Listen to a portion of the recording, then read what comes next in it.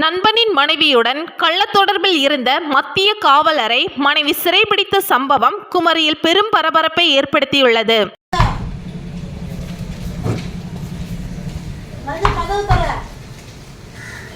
கன்னியாகுமரி மாவட்டம் தக்கலை அருகே பத்மநாபபுரம் ஆர்சி தெருவை சேர்ந்தவர் பெர்ஜின்.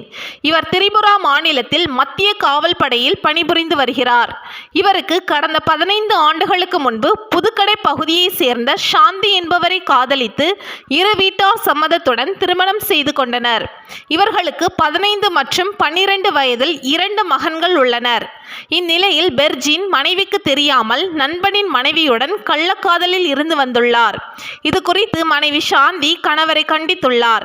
இதையடுத்து சாந்தியின் கணவர் பெர்ஜின் கள்ளக்காதலி அமளி வனஜா அவரது 2 குழந்தைகளை நாகர்கோவில் கட்டையின் விளை பகுதியில் வீடு வாடகைக்கு எடுத்து குடும்பம் நடத்தி வந்துள்ளார்.